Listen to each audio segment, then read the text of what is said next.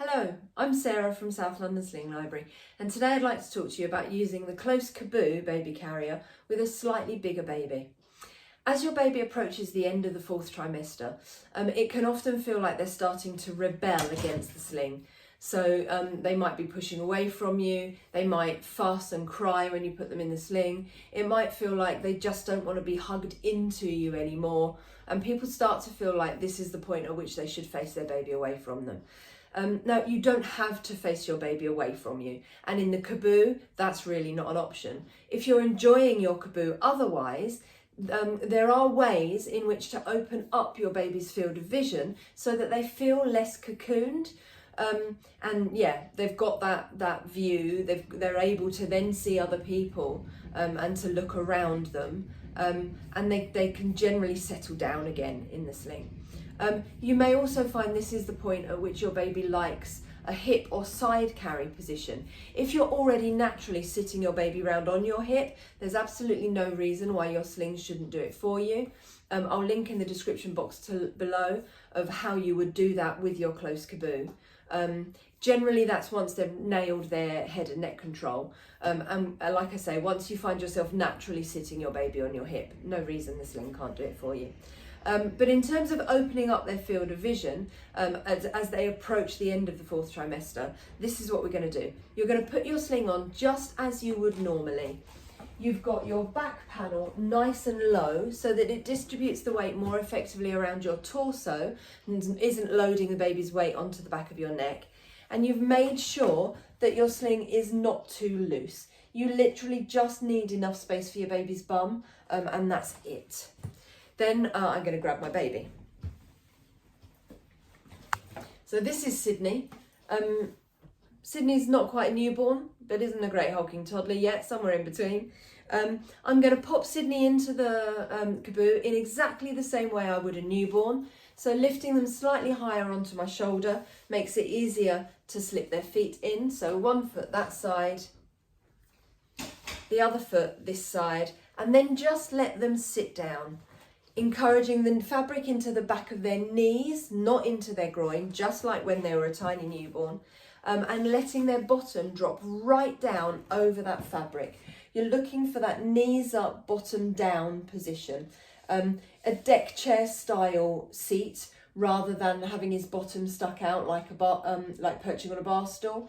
You're looking much more for that rounded bottom, the deck chair style seat. I can then start to spread this fabric out. Now, to open up Sydney's field of vision, rather than taking this edge and pulling it across Sydney that way, I'm going to take the edge of the sling that's closer to the outer edge of my shoulder. I'm pulling it slightly down my arm. Then I'm going to push it up underneath. And you can see the reason I've chosen this Caboo is it's got a slightly lighter colour on the inside of the fabric. I can then pull that fabric across Sydney's body, like so, and that twists the fabric up here and opens it up around Sydney's face.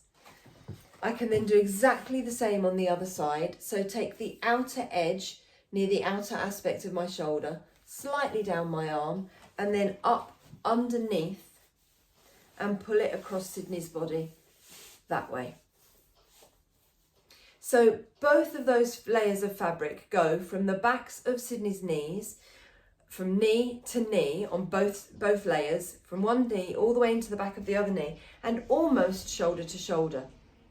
That gives Sydney lots of support, nice comfortable deck chair style seat, and then I can get my outer layer of fabric, which honestly, rather than spreading it out and then trying to tie it behind me, my wrists, shoulders, elbows really don't enjoy doing that. So I'm going to tuck it under Sydney's bottom, pop it into the backs of Sydney's knees.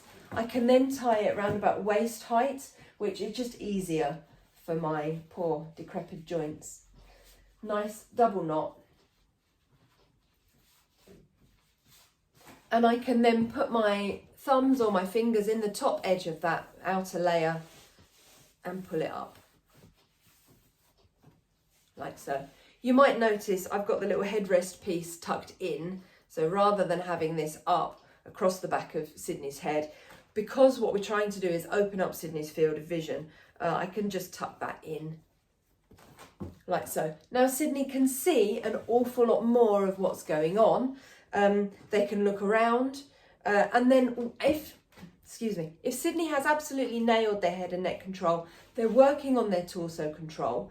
So they're getting to that sort of stage where if you hold them around the middle, they can more or less sit up on your lap. Then I can encourage Sydney to get an arm out, or even two if I wanted to, over the top edge of the sling. And what that allows them to do then is to turn around and look in front of me, see what's going on over there. That just gives them a greater sense of movement, of freedom as well. By doing this, it just means that, yeah, Sydney can see more, feels more free and less cocooned, and that often suits them as they're getting that little bit more grown up, approaching the end of the 4th trimester.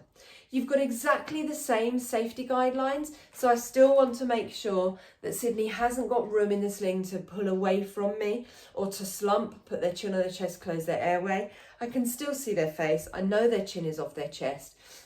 So I'm still ticking all of my safety boxes from the TICS safety guidelines in exactly the same way, but it's just opening up their field of vision a little bit. If I then wanted to get them out, again, I get them out in exactly the same way, tucking my outer layer down. As I open those crossed sections, I'm going to start to provide that support for Sydney, and I can then get my hands around their torso and lift them up and out. So I hope that helps to extend the life of your Caboo. But yeah, do check out the hip carry video in the description box below as well. If you've got any questions, leave me comments. I will try desperately to answer every single one.